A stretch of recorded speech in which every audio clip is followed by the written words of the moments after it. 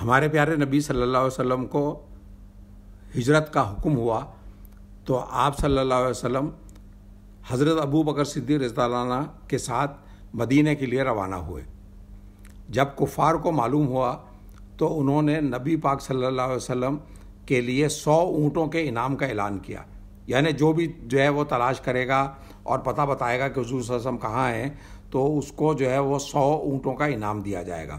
تو نتیجہ یہ کہ 100 اونٹ تو بہت، جیسے آپ بولیں کہ 100 مرسیڈیز دیں گے تو آدمی کا کیا حال ہوگا۔ سارے لوگ نکل گئے، سب جو ہے وہ راستے میں جو ہے وہ ڈھونڈنے کے لیے نکل گئے۔ اچھا، بہت لوگ تلاش کرنے روانہ ہو گئے۔ ایک حکمت عملی کے تحت نبی پاک صلی اللہ علیہ وسلم نے یہ کیا کہ جو ہے وہ مدینہ کے راستے پہ جانے کی بجائے اس کے مخالف سمت جو ہے وہ جو یمن کا راستہ تھا اس طرف جو ہے وہ پہلے روانہ ہوئے کہ سارے لوگ جو ہے وہ اگر آئیں گے تو مدینہ کی طرف آئیں گے تو وہاں ملیں گے نہیں، تو یمن کی طرف چلے گئے کہ جب تھک ہار کے جو ہے وہ لوگ واپس آئیں گے تو پھر ہم مدینہ کی طرف روانہ ہو جائیں گے۔ تو یہ مصلحت تھی۔ لیکن کیا ہوا کہ جو ہے وہ ایک ماہر کھوجی تھا، اس کا نام تھا سراخہ۔ اچھا، جو کھوجی ہوتے ہیں وہ کوئی اندازے پہ نہیں جاتے کہ جو ہے ادھر گئے ہوں گے یا ادھر گئے ہوں گے، وہ پیر کے نشان دیکھتے ہیں۔ تو حضور صلی اللہ علیہ وسلم کے مکان سے جو ہے وہ نکلتے ہوئے جو ہے وہ حضور صلی اللہ علیہ وسلم کے قدموں کے جو نشان تھے اس کو ٹریک کرتے کرتے کرتے، اور وہ جو ہے ایکسپرٹ تھا، سمجھے آپ۔ آج بھی کھوجی ہوتے ہیں، سمجھے آپ، اور بہت سارے جو ہے وہ مسائل میں جو ہے وہ آپ کے پولیس بھی جو ہے وہ کھوجیوں کی مدد لیتی ہے۔ تو وہ کھوجی جو ہے وہ یہ بھی بتا دیتے ہیں کہ یہ آدمی کی عمر کیا ہے، اس کے پیر کے حجم سے اور اس کا جو زمین پہ وزن پڑتا ہے تو اس سے وہ بھی بتاتے ہیں کہ اس کا ویٹ کتنا ہوگا، اور وہ سب تفصیلات بتا دیتے ہیں۔ تو وہ جو ہے وہ وہاں تک کہ جو ہے وہ حضور صلی اللہ علیہ وسلم تک پہنچ گیا، اور وہ جو ہے اس وقت گھوڑے پہ سوار تھا۔ نبی پاک صلی اللہ علیہ وسلم نے حالات دیکھ کر اللہ تعالیٰ سے مدد مانگی اور سراخہ کا گھوڑا زمین میں دھنسنے لگا۔ اب وہ چونکہ پکڑنے آ رہا تھا تو اللہ تعالیٰ نے یہ کیا کہ جو ہے اس کا گھوڑا جو ہے وہ زمین میں دھسانا شروع کر دیا۔ اب وہ آگے بڑھ ہی نہیں سکتا، اب وہ پریشان ہو گیا۔ سراخہ نے نبی پاک صلی اللہ علیہ وسلم سے کہا، اب اس کو پتا تھا کہ جو ہے حضور صلی اللہ علیہ وسلم جو ہے وہ نبی ہیں، وہ ساری چیزیں معلوم، لیکن وہ ایمان نہیں لایا تھا۔ تو اس نے کہا کہ آپ اپنے اللہ سے دعا کریں کہ میرے گھوڑے کو باہر نکلوائیں، میں واپس چلا جاؤں گا۔ نبی پاک صلی اللہ علیہ وسلم نے دعا مانگی اور سراخہ کی نیت پھر بدل گئی، اور وہ 100 اونٹوں کی لالچ میں دوبارہ آ گیا اور آگے بڑھنے لگا۔ پھر گھوڑا زمین میں دھنسنے لگا، اور سراخہ نے کہا کہ مجھے اگر باہر نکال لیں تو میں واپس لوٹ جاؤں گا۔ غرض اس کا گھوڑا باہر آ گیا، لیکن تیسری بار پھر جو ہے وہ اس کے ذہن میں وہی آیا، اوہ 100 جو ہے اونٹ ملیں گے۔ تو پھر جو ہے وہ آگے بڑھا، تو اس کے بعد جو ہے وہ اس کو احساس ہو گیا کہ جو ہے یہ میں آگے نہیں جا سکتا، یہ زمین جو ہے مجھے کھا جائے گی۔ تو اس نے جو ہے وہ حضور صلی اللہ علیہ وسلم نے کہا کہ جو ہے وہ فیصلہ کر لیا کہ جو ہے وہ میں واپس چلا جاؤں گا، اور یہ بالکل لا حاصل ایکسرسائز ہے۔ تو اس نے حضور صلی اللہ علیہ وسلم سے کہا کہ بھئی آپ جو ہے وہ میں واپس تو چلے جاؤں گا، میں کسی کو بتاتا بھی نہیں ہوں کہ میں نے آپ کو تلاش کر لیا تھا، تو مجھے کیا ملے گا۔ تب نبی پاک صلی اللہ علیہ وسلم نے اس سے کہا کہ جو ہے وہ آپ کو خیسر و کسریٰ کے کنگن پہنائے جائیں گے۔ اب خیسر و کسریٰ کیا ہے؟ دنیا کی 2 بڑی سلطنتیں اس زمانے میں تھیں۔ ایک تھی رومن امپائر جیسے امریکہ ہے، اور ایک تھی جو ہے وہ جو ہے پرشین امپائر، سمجھے آپ، جو ایران، فارس۔ تو وہ جو ہے وہ جیسا کہ جو ہے رشیا، ایک امریکہ ایک رشیا، اتنی پاورفل جو ہے نیشنز تھیں۔ اور سعودی عرب جو ہے وہ ایسا تھا جیسا سمجھیے عرب لوگ جیسے پاکستان ہے، سمجھے آپ۔ اب جو ہے وہ حضور صلی اللہ علیہ وسلم یہ کہہ رہے ہیں کہ صاحب جب ہم جو ہے وہ خیسر و کسریٰ فتح کر لیں گے تو اس کے کنگن آپ کو پہنائیں گے۔ اب آپ بتائیے کہ جو ہے وہ کوئی آدمی جو ہے کیسے جو ہے وہ سوچ سکتا ہے، لیکن حضور صلی اللہ علیہ وسلم نے ایک نبی کی حیثیت سے جو ہے یہ بات کہی تھی کہ آپ کو جو ہے یہ علم دیا گیا تھا کہ آگے جا کر جو ہے وہ مسلمان جو ہے وہ فارس فتح کرنے میں کامیاب ہوں گے۔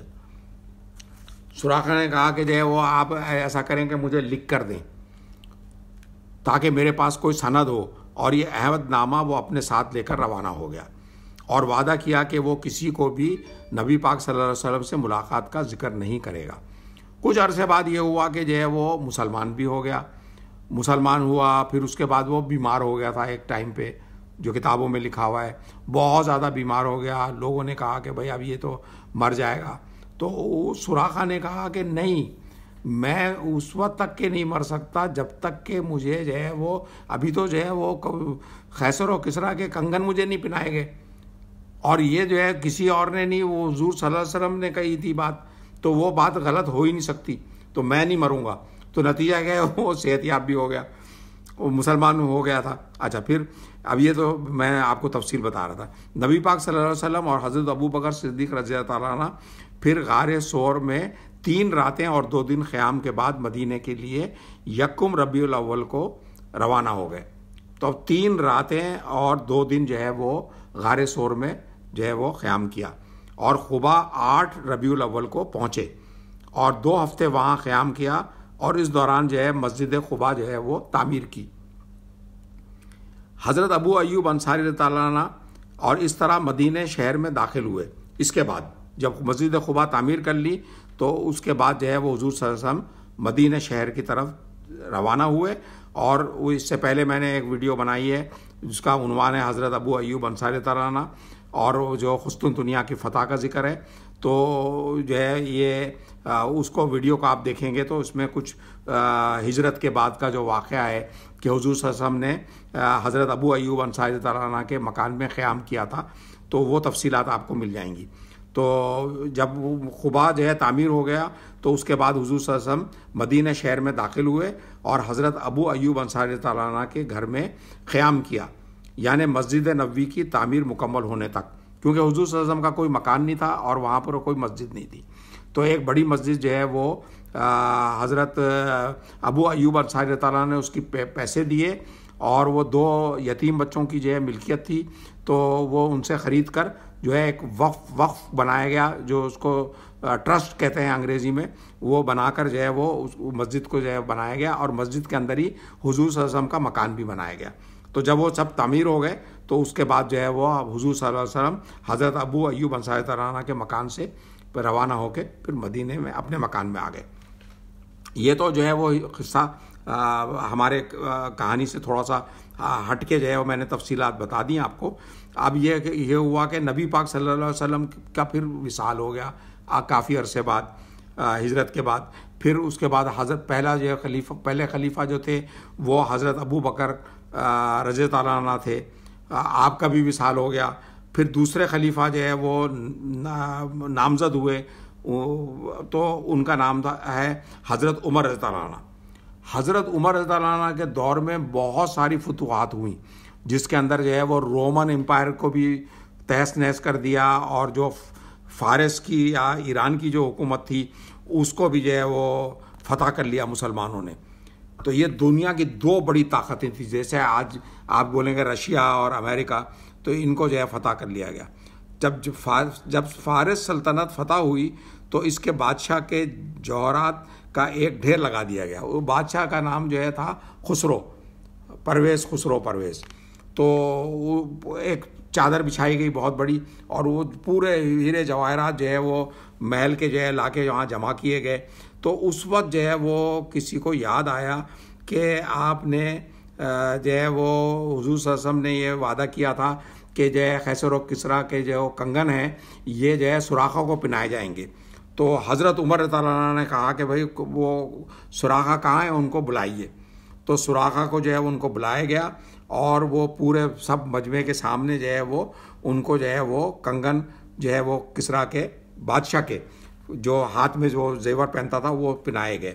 اب یہ بات یاد رکھنا ہے کہ سونا جو ہے وہ مردوں کے اوپر حرام ہے، لیکن سراخا کو چونکہ نبی پاک صلی اللہ علیہ وسلم کی طرف سے خصوصی اجازت عطا کی گئی تھی، اور یہ آپ کا وعدہ تھا کہ یہ آپ کو پہنایا جائے گا، تو اس طرح نبی پاک صلی اللہ علیہ وسلم سے کیا ہوا یہ وعدہ حضرت عمر رضی اللہ عنہ نے پورا کیا، کیونکہ وہ نبی پاک صلی اللہ علیہ وسلم کا وعدہ تھا اور اس کا پورا کرنا ان کے اوپر لازم تھا. تو یہ تو جو ہے وہ ہو گیا آج کا واقعہ.